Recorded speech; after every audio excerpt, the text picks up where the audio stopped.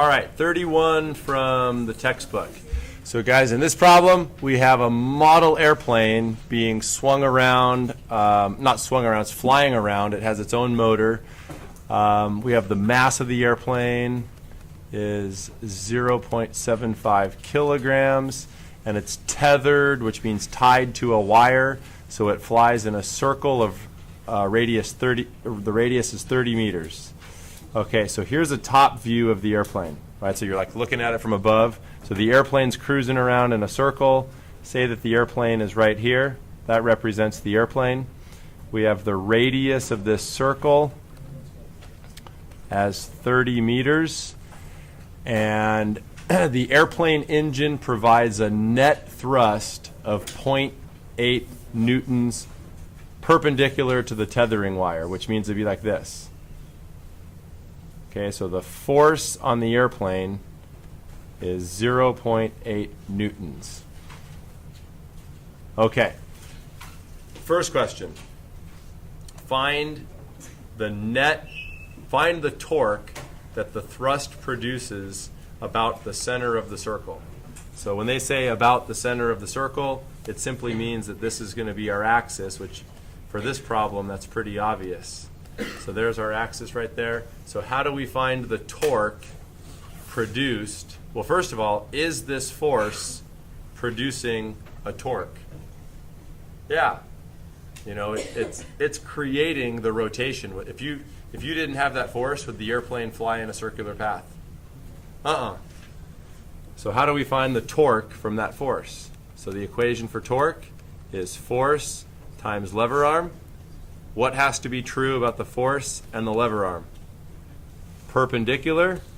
So what's the perpendicular distance to the force? The radius. So you go 0.8 newtons multiplied by 30 meters.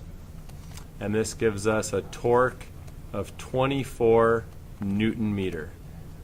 The unit for torque is Newton meter. Hey, outside of a physics room, what do we measure torque in? Foot, pounds. You know, like at car shops, if they're taking the tire off your car, they talk about the torque required to turn the bolt. They talk about it in terms of foot pounds. But notice it's the same sort of thing. Foot, meter, pounds, Newton. Newton and pounds do the same thing. Foot and meter do the same thing. All right, second question. Find the angular acceleration of the airplane. So if this were the only torque on the airplane would be going faster, faster, faster, faster, right? It would have an angular acceleration. So how do we find the angular acceleration? Well, when we sum the torques, and by the way, what's the only torque on the airplane? It's what we did up here. Okay, there's only that one torque. What will the sum of the torques always equal? I alpha. Now what do we have to find? I. Okay, for a point traveling around in a circle like this, the equation is mr squared. I'll give you, on the quiz, I'll give you the equation for these rotational inertias. So the rotational inertia here, the mass of the airplane is 0.75 kilograms. The radius of the circle is 30 meters. So this gives us a rotational inertia of 675, and the unit for rotational inertia is kilogram meter squared. So now we can come over here and we can find the angular acceleration. It's going to equal the torque, which we know is 24. This right here, we already know, that's 24 Newton meter. Divide by I, and that's going to be 675 kilogram meter squared.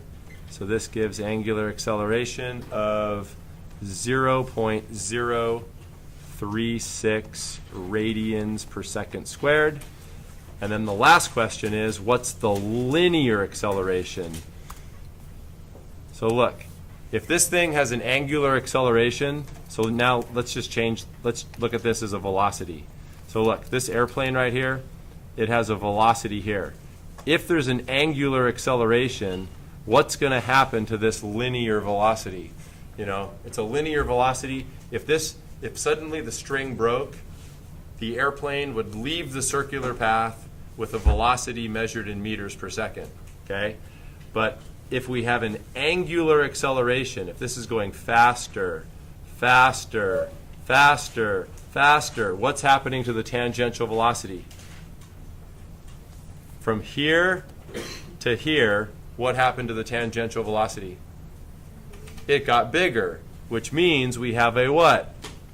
A tangential acceleration. The way to find that tangential acceleration, and here's how you do part C, the tangential acceleration is the angular acceleration times the radius. So to get part C, we go, okay, the angular acceleration was 0.036 radians per second squared. Multiply that by the radius, which is 30 meters. This gives us the linear acceleration, which comes out as 1.07 meter per second squared. Every second, the tangential velocity of the airplane is increasing by 1.07 meters per second.